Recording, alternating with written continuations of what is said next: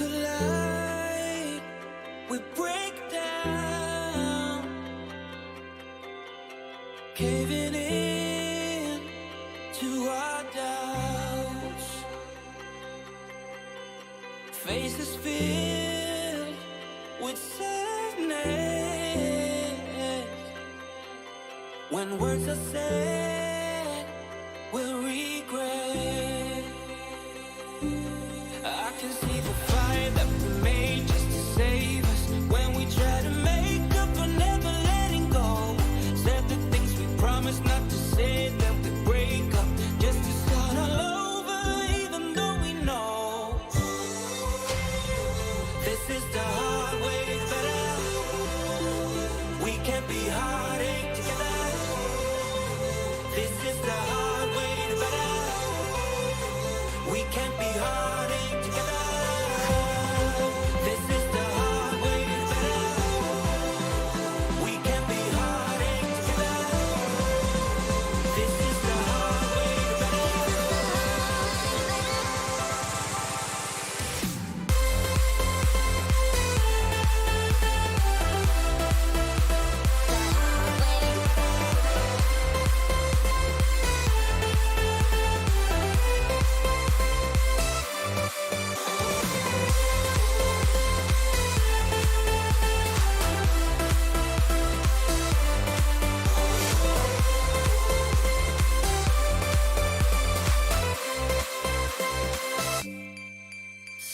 Let's go back, let's start again, to a place a long time ago when I kissed your lips. I can see the fire that we made just to save us. When we try to make up for never letting go, said the things we promised not to say, then we break up just to start all over, even though we know. Well, good morning. Good morning, everybody. Happy Valentine's Day to you. No matter kind of where you find yourself this morning, no matter what relationship status you may have on Facebook. Is that still a thing? Do people still rush to change their statuses on Facebook, their relationship status? I mean, I remember, man, dating at the end of high school and into the college life, that was still a thing. That was still very important. People would check. They would want to know, are you in a relationship? Is it complicated? You know, all those things. So I was just wondering, I mean, I've been on lock with my bride for almost 13 years now, between dating, engagement, and now marriage. So I haven't had to worry about that in a while. I was just wondering. But anyway, honestly, no matter where you find yourself this morning, truly, I say that, happy Valentine's Day, because you are loved, both by us, but more importantly, by God. And I know that that doesn't always equate to a physical presence, right? And that relationship that is nice to have. But man, I just need you to know, it is so important that you know, especially in a weekend like this, a holiday like this, where that's kind of thrown in your face, right? That you are loved and you are seen and you're not alone. And I'm telling you, that's the number one reason why we hit live. That's why, despite everything that our church and our community has gone through over the past year, that's why we still hit live every single Sunday, is to make sure you know that you're loved. And honestly, I don't think, based on what we're going to talk about here today in the video that we're going to watch in just a few moments, I don't know if the theme of that could have been any better suited for what we're going to discuss here today. We're going to be talking about the importance of names as we have walked through this study of Godspeed, trying to unpack and learn the pace of being known and knowing others, both being knowing and being known by God, but also by others as well. And so I was thinking through, and I wish I would have gotten it. It's downstairs in a box. I think in my desk, I got a desk downstairs as well. This is kind of the loft space, so you can see we've got Disney, we've got books, we got coffee. It's kind of a collective. What's that word called? The common area, the common room, right? So I've got a desk here, but right beside me, Brooke has a workspace, and then the kids have an easel and a play area. So this is just kind of the general common room.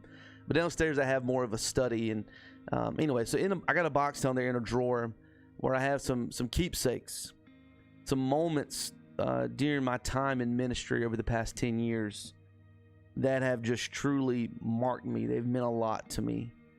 And one of those is a little orange card. It's maybe, I don't know, 1x3.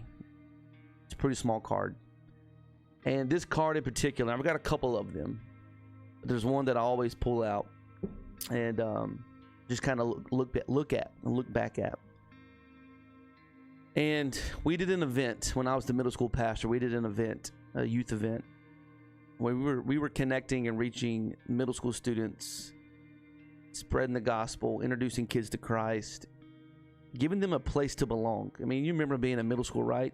Gosh, terrible times for most people. Lots of good memories, but man, it was just a coming of age. You're changing. The world around you is changing. You're starting to notice boys or girls. You're getting in relationships. You're just a very awkward time. And we just felt like, man, it'd be so important to connect with this age group. And so, anyway, started doing these events once a month, and it just continued to grow. And at one point, we had almost had an entire middle school at an event. I mean, it was just insane. And I would invite other youth pastors to come in and speak. And it was a real collective effort by the end of it. It was really awesome, really kingdom-minded, and I love that. And so anyway, we gave the gospel and gave the invitation for people to respond. And I don't know, 30, 40 students came up this one particular event. And in that was a collection of students that eventually, from that moment in 8th grade, well, maybe they were even younger, maybe it was like 6th, 7th grade. If you're in here, Austin, you can correct me because I'm talking about you. They gave their life to Christ. They committed. They joined our youth ministry, started coming around, getting connected. And then all of a sudden, guys, there wasn't a time that the doors were not open that this group of students weren't there. And they weren't just in the building. They were at my house. And they weren't just at my house, but I was at their games. I was in their school. I was in their cafeteria. Then the next thing I know, I'm at their graduation. And then the next thing I know, they're moving after college to help us plant Rescue Church. And then the next thing you know, I'm standing in front of them and their bride, officiating their wedding. And I look back and I pull out these cards all the time because of not just that one decision, which is the most important decision, to give their life to Jesus. But I look back over the past 10 years and I see the depth and the significance of a name. And I see the depth and the significance of a relationship. And there was one particular moment. They were still in school, high school. We had just welcomed our third kid, Benjamin, into the world. Literally, Brooke had him at midnight. And I found out that a local student, 2 of them, had taken their lives. And we came home. Brooke gave birth all 3 times naturally in the birthing center.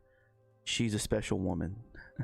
She did that. And so with that, we were home that by the next day. We were in our home. And so we literally got home, dropped her off with 2 other kids, both in diapers, and Ben, brand new newborn.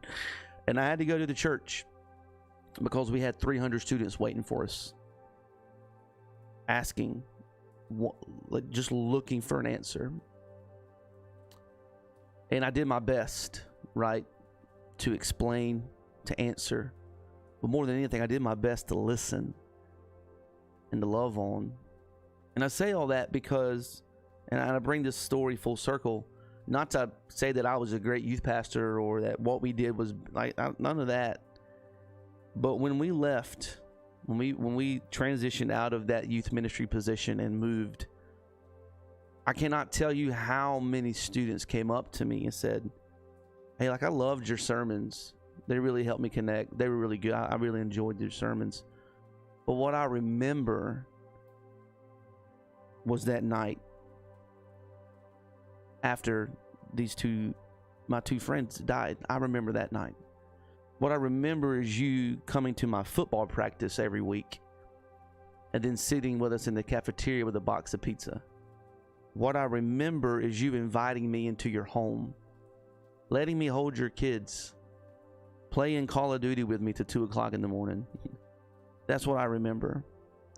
What I remember is you standing in front of me and my wife, officiating our wedding.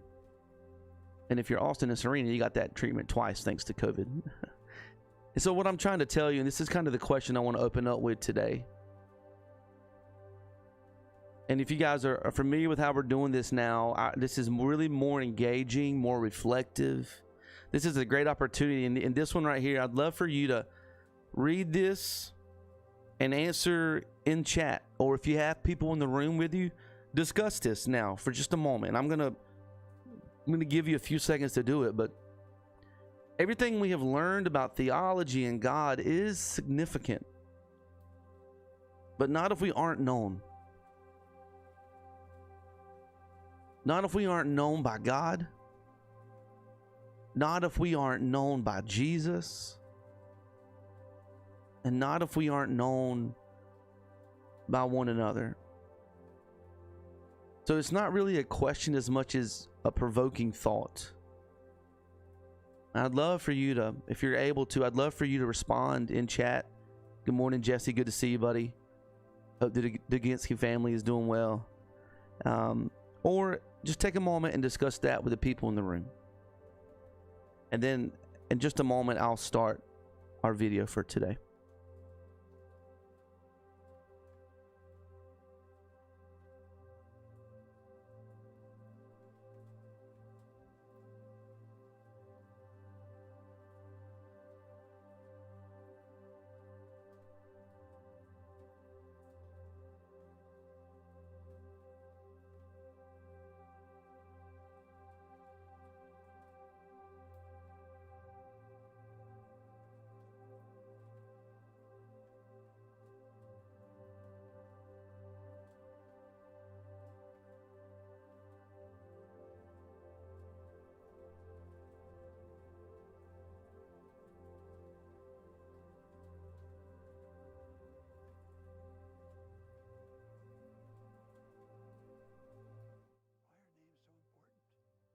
They're important in the Bible.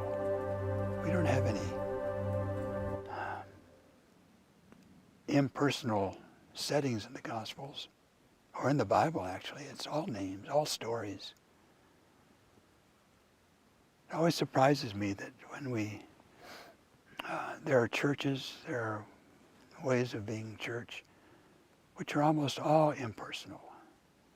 And I just think that's kind of a betrayal of what N.T. Wright was teaching you and teaching me.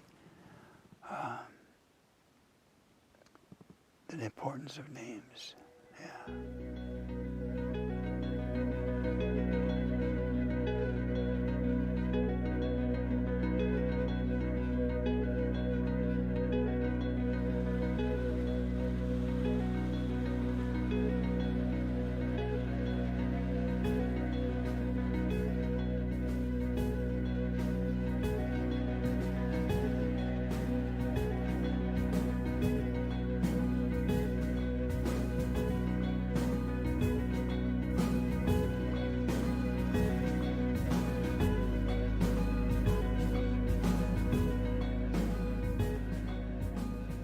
Most of the main stories about what Jesus did are in that very small setting of Capernaum, Bethsaida, just the area around the north edge of the Sea of Galilee. And occasionally he gets into a boat, goes over to the other side. But we're still talking about what in our language are small villages, a few hundred inhabitants. They lived in usually small towns or villages, and most of them didn't move from that village because transport would be difficult, if not for many of them impossible. And they knew all sorts of things because they knew one another, and they had time to reflect about one another. They just told this stuff, and they knew things as a result in a deeply human way, which we have been in danger of forgetting now for quite some time. The rootage of this was my father's butcher shop. My father was a butcher. He had a meat market. And it was small. He worked hard. It became very prosperous in a small town way. But everybody who came into our butcher shop, he knew their names.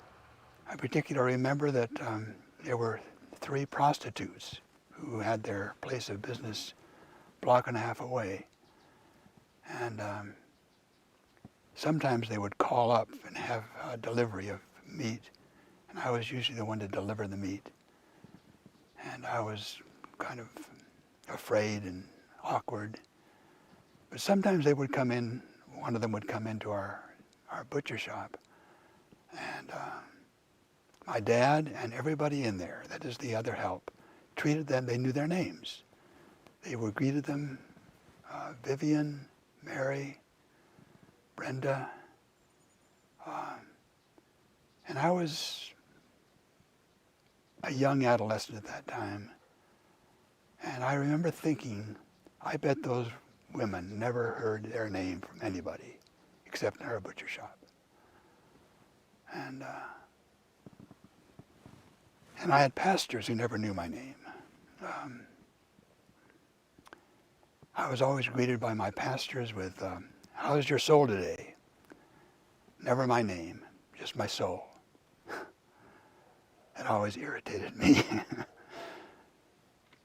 I think when I realized that nobody in America gets listened to very much, the marvel to me was that when I'd sit with somebody in their homes, especially in their homes, not so much in my study, but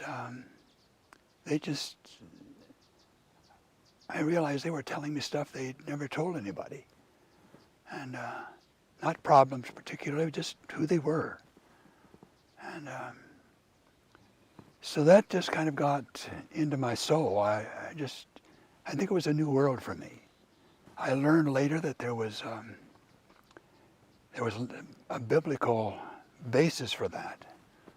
When Moses spoke to the burning bush, spoke to God, saying, give me your name, and I am. I am. I'm present. I'm here.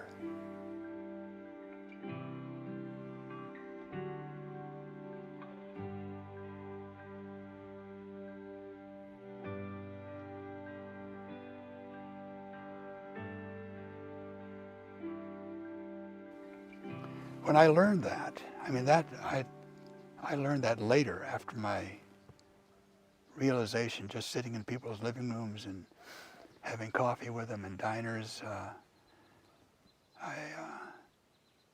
That just suddenly, that all fit for me. They couldn't have a golden calf. They wanted a golden calf. They could see, and they didn't get that. They just got an empty place, a mercy seat, where there was nothing. And they had to learn to be present to God. They could only be present to a presence. They couldn't be present to a golden calf or any of the things they learned about in Egypt. Then he said, Matt, we don't have offices. We have parishes. Start walking. When he said start walking, I didn't know what I was supposed to do. But what I was meant to do was to go visit people, talk about the weather, have cups of tea, find out who's ill, who's in hospital. And I had some cups of tea. Sometimes there were shots of whiskey. It was a good thing I was walking. I wasn't there to give people the good news. I was there to be a part of their life. With time, questions might come out, but I ended up learning more about them and they about me. And whether you walk to the post office or the school, suddenly I was seeing people not just on a Sunday, but every day of the week. And they were seeing me.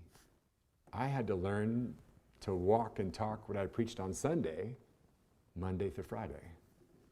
One of the people who influenced me in the matter of language, and a pastor, well, all of us, language is right at the center of our being. We're the only animal that has words. And Rosenstock Hussey, a German Jew who became a Christian, he said the one part of speech that's the most important thing in the language is the name. Names are the very basic, life-giving term in language.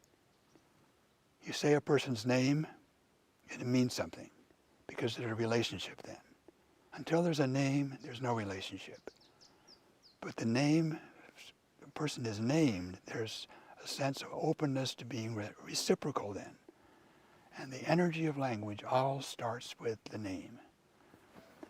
Well, when I saw that, I thought, wow, that's why all those genealogies are in the Bible. People see their name there, or their father's name, or their grandfather's name. And why was the Bible so meticulous about getting all those genealogies in there? When you take the time to know someone's name, it's not as easy as you might think. We live in a very depersonalized society, maybe more than ever before on the face of this planet. I guess I'd say I'd like to be a prophet of indirection, to find ways to get around people's defenses without confrontation, without challenging them. Now, I suppose there's times for rebuke and challenge, but I'm not good at that. I've tried really hard to get out of my competitiveness, and there's something in confrontation that's competitive. You got to win. We don't have to win. We just have to introduce people, first of all, to themselves. Know yourself. And sometimes the only way you can get through the defenses is to go to the side and come in where it's not defended. And a name is probably the easiest way to get around that defensiveness. But all of us have defenses, and we want to bring the gospel to the world, to the people we know. But nobody's going to figure out somebody's name. You've got to pay attention for that.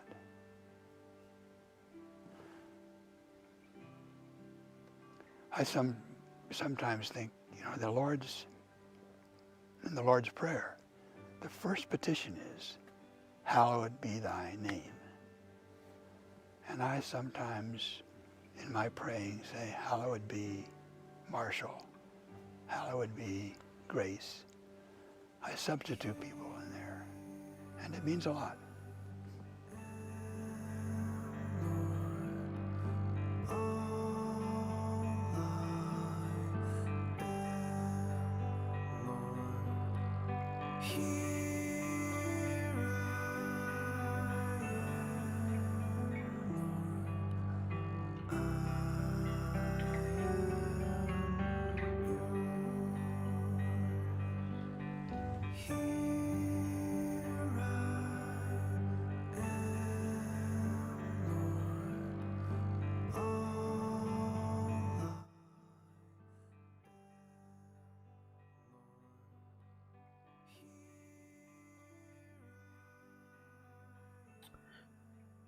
Wow.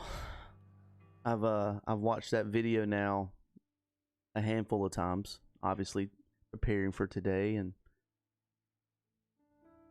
I love Eugene Peterson so much, man. As someone who every grandpa and great grandpa that I have is no longer with me, and an uncle who grew up as my pastor who's no longer with me as well.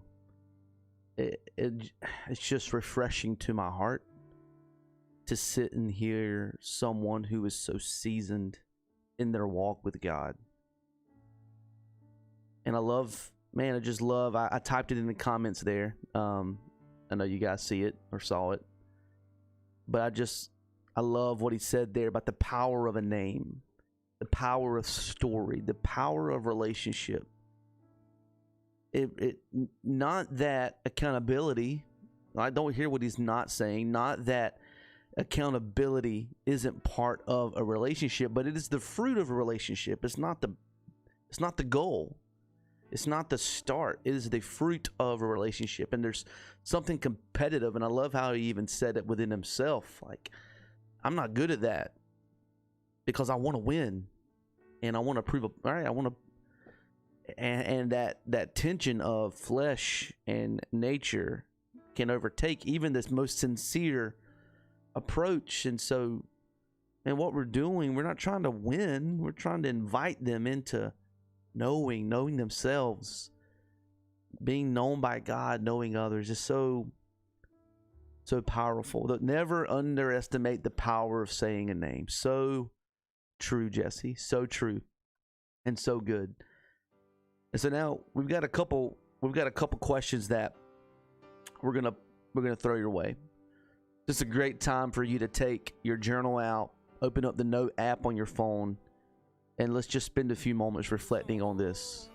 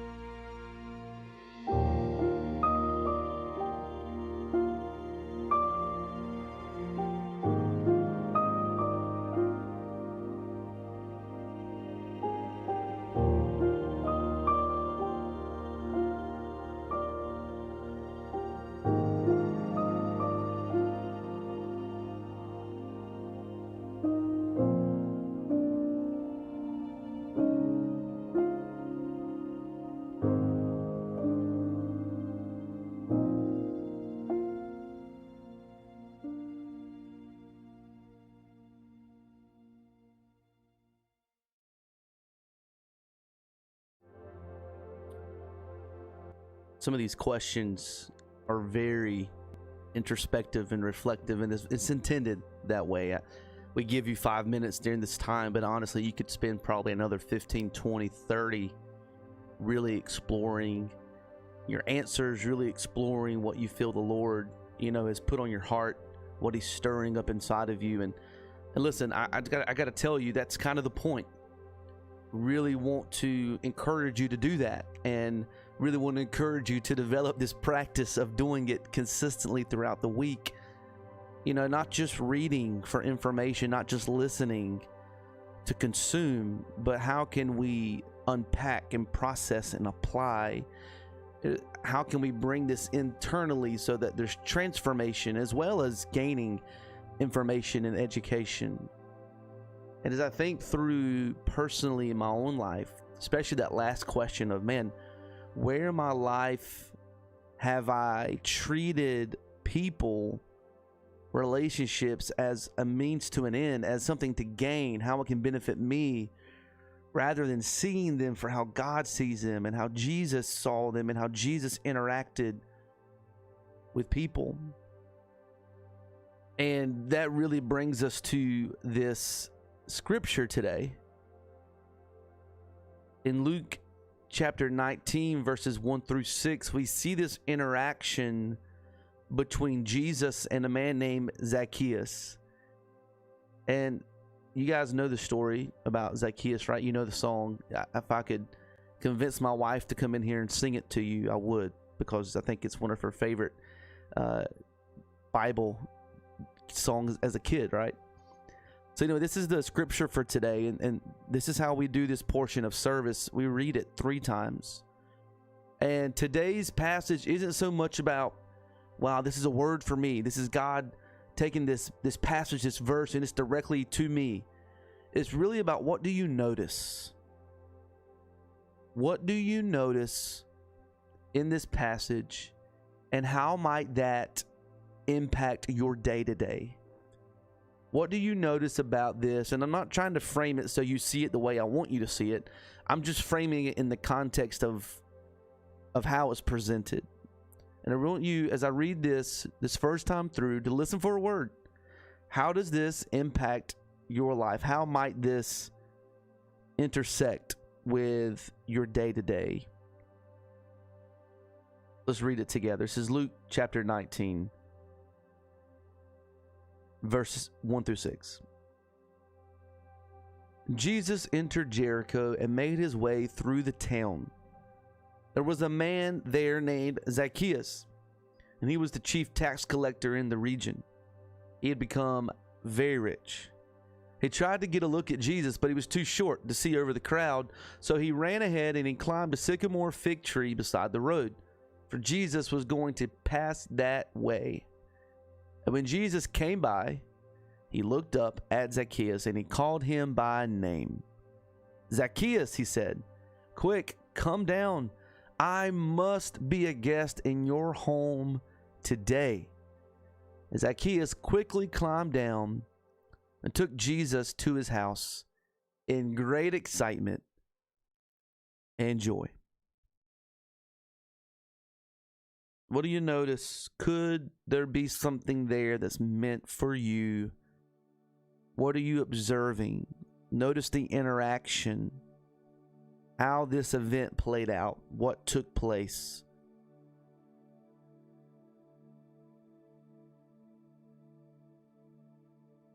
Okay, now I want you to, if you haven't, write that down in your journal.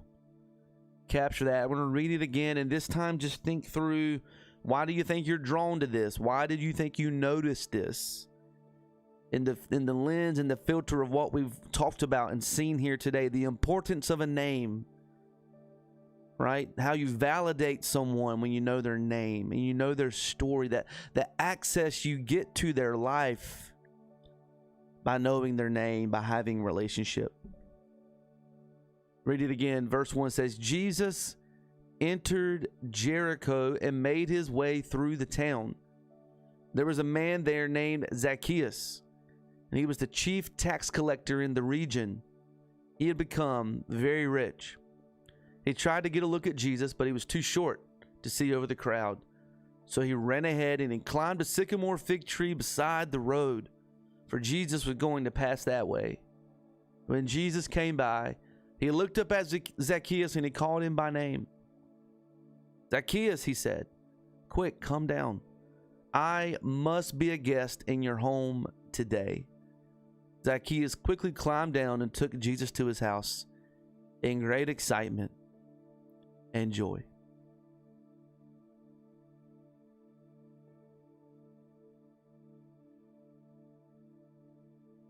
And now, rather than me reading it, I want you to read it this time. And if you could read it out loud, that'd be even better.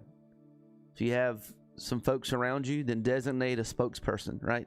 And just read this out loud for the third time now. And just as you're reading, listen, ask God, what are you prompting me in this? What is being stirred up in your heart? God, God, what? This is what stood out to me. Why? Why is this connecting to me? What do you want me to see here? Go ahead. You read it this time.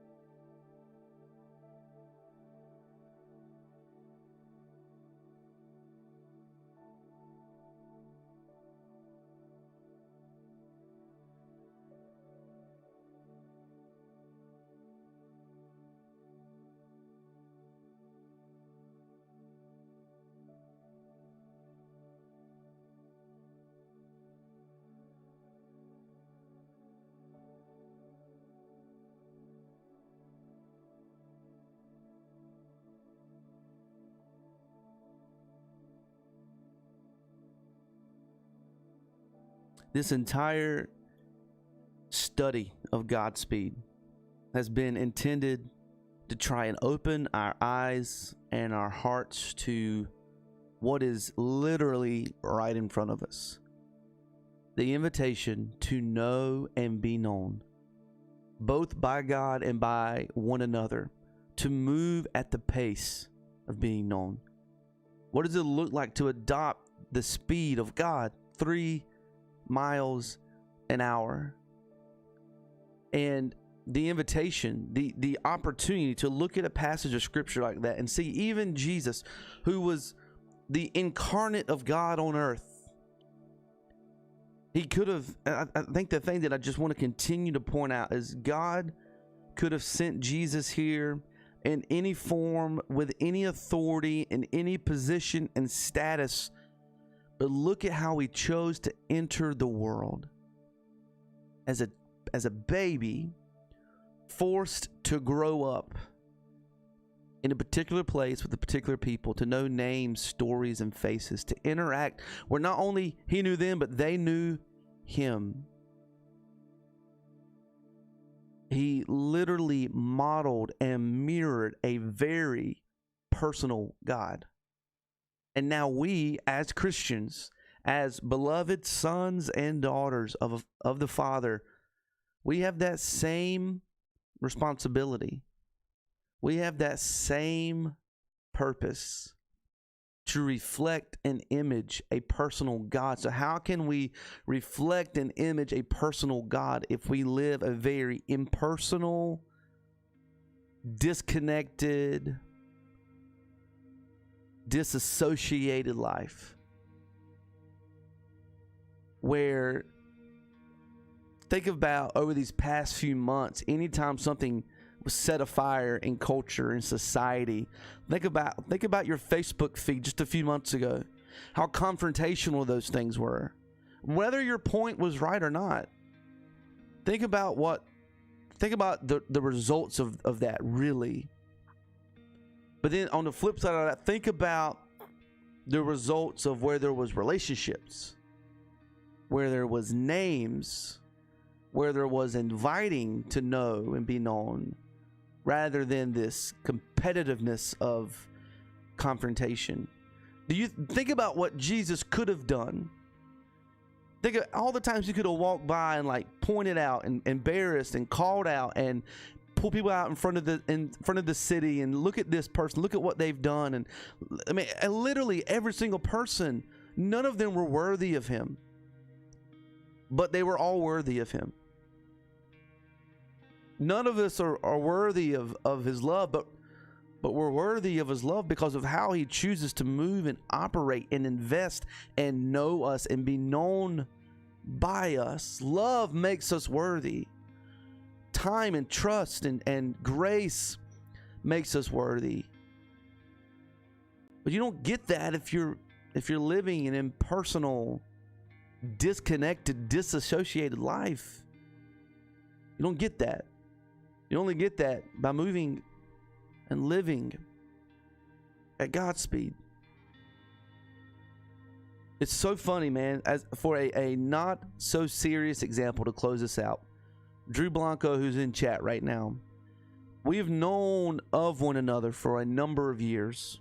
We grew up in the same hometown, or he lived a good chunk of his life in the same hometown. Long story short, he was at a church event that I was at. And here's the thing, I can't even tell you what church event it was. He might be able to, I can't. And when you're in that mindset, I mean, if I wasn't speaking, I was at least like had a group that I was responsible for. And so you're kind of like focused on that. And anyway, I don't, this is embarrassing, I don't remember this interaction. And we make jokes about it, like he's not upset, but it's just to prove a point. We apparently met each other, and it was kind of like one of those things of like, I'm passing by and I'm like, hey man, how are you? Hey, not hey Drew, or hey, what's your name? It's hey buddy, or hey man, and I keep moving. And that was kind of it. And over these past few months, one of the things that I've been doing in my free time and in creating time is creating content for our family, the 5 O's, right? And we do some YouTube stuff with our family, and then me and the kids, and even Brooke some. We game online on Twitch. It's just a way for me to connect with the kids, and it's just a lot of fun. And for me personally, when everything kind of shut down and we lost the interaction of face-to-face relationships, it was good for me to find that place of interaction. I say that to say Drew was doing the same thing. He was starting out streaming, and so we connected on that premise of Twitch. And now, as I've learned his name, and he's learned my name, and I've learned his story, some of it, and he's learned my story, some of it, and we realize that we have all these common interests. We talk almost every single day. We hang out, albeit virtually a lot of times. We hang out virtually a couple times a week. And oh my gosh, like the magnitude of growth from that moment of, hey man, to, hey Drew. He's here right now, or he was. He might be lurking, I don't know. But he's here. He's watching. Like we literally from that moment led into not just a friendship, but also an opportunity of something he was desiring, and an invitation to now he's here connecting with this community, connecting with God, all through the power of taking time to learn a name and learn a story. The speed at which Jesus moved. Hey, Zacchaeus, come here, man. I want to go to your house. It's a pretty big invitation from the creator of the universe, manifested on earth, flesh and bone. He knew his name. He knew his name. Don't underestimate the power of a name. Last thing I want to leave you with today. Well, never mind, it's not loaded. So let me come back to my screen. Time with God. Just take these questions, these 3 questions that we've given you today, this scripture, and find some time to walk with God. This entire time we've invited you into taking 10 to 15 minutes to walk. Think about, again, we talked about this last week. When you're driving, information is zoop, zoop, zoop, zoop. I mean, let's be honest. Most of us don't process new information while we're driving. Maybe we process prior information, a thought, a dilemma, a situation while we're driving, but all the signs, it's just too fast. But when you walk, you notice so much more. So go on a walk. Like, I know it's been raining and cold outside. Put a coat on. Take 10 minutes and just get outside this week. And physically and spiritually and emotionally and mentally walk with God and discuss some of these questions. Discuss the response. Discuss what's being triggered in your heart, what's being summoned, stirred up in your heart. And then find someone that maybe is, we identified those areas: church, family, community, work, social life. Find someone who's been on the fringe. Find that Drew that you might not even remember walking by, but by happenstance, you circle back around, and it's kind of like there's an opportunity there for you to learn a name and a story. Go after that. Perhaps it's a neighbor. Perhaps it's a sibling that you haven't talked to in months. Like, perhaps I'm not telling you who to move towards.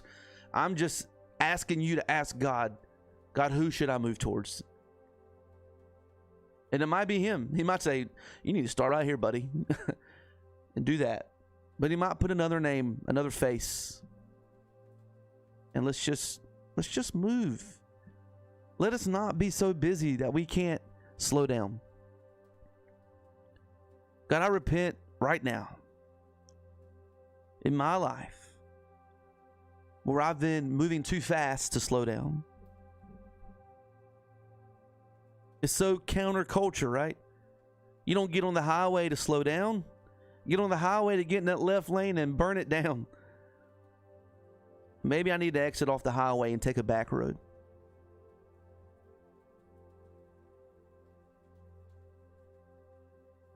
God, show us. Let it be. In your name I pray, amen. Well, I want to, as always, thank you guys for joining us here again today for Rescue at Home. We are, Enoch, what's up, buddy? Hope you and the Massengale house are doing well. We have one more week of Godspeed left, and I want to go ahead and let you know what our plans are. Our good friends over at Zoe Ministries, and guys, you'll recognize that name because when we did The Heart of a Warrior, that's the ministry that produced that book, Michael Thompson.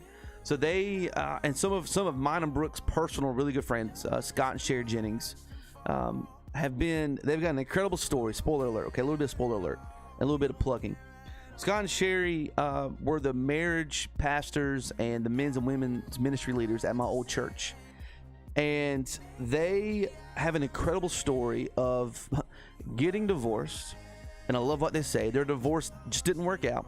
Through the grace and love and power of God and the redemption of God, got back together and have impacted for the kingdom hundreds, if not thousands, of lives and marriages. Incredible. So they are on staff at Zoe, and through the team of Zoe and already the incredible pursuit and message of life and love and the heart, created this incredible resource called the Rendezvous Project.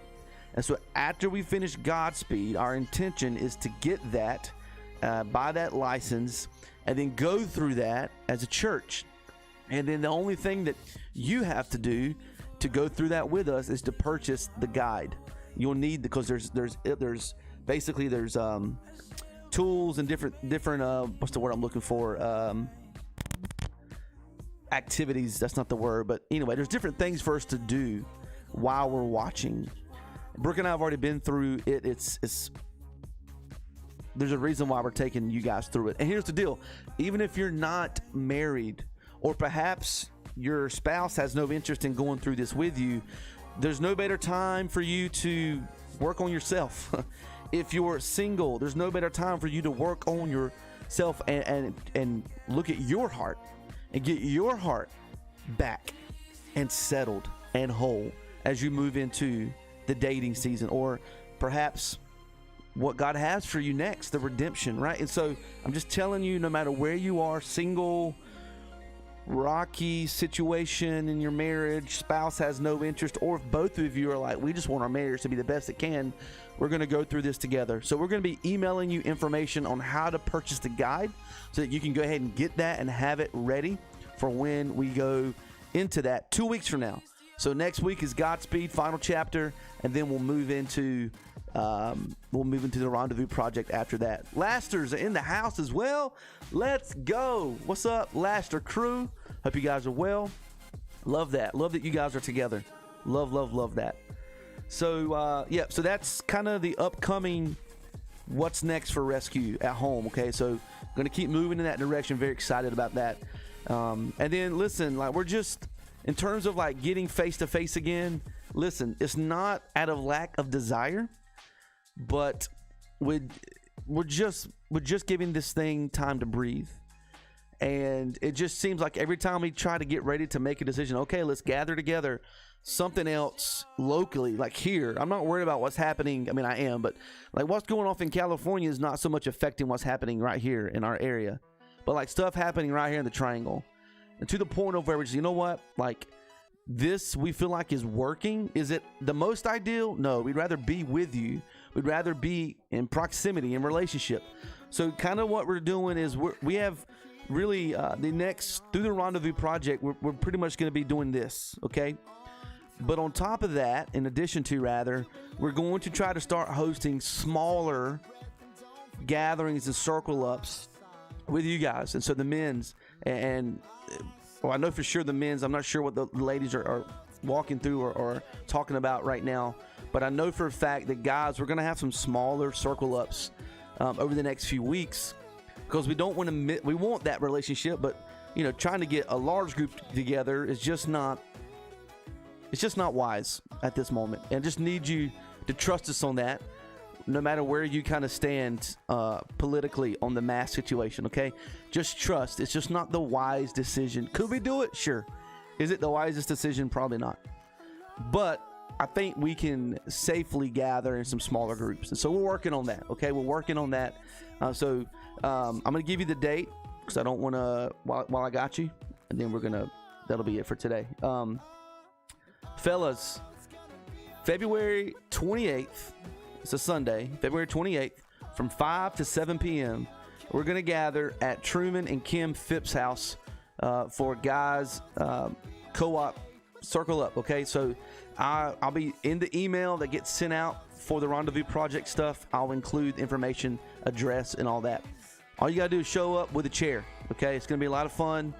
And we've got some special things that we'll talk about there that will kind of set us up for the next few months, all right? So don't miss out on that, February 28th. Ladies, I'm sure something's in the works for you. I just don't want to speak out when I'm not 100% sure. So we'll provide you some information maybe next week or even in the email that goes out this week, okay? But either way, we love you guys. What an incredible day. I hope you take your special someone. I hope you do something with them today.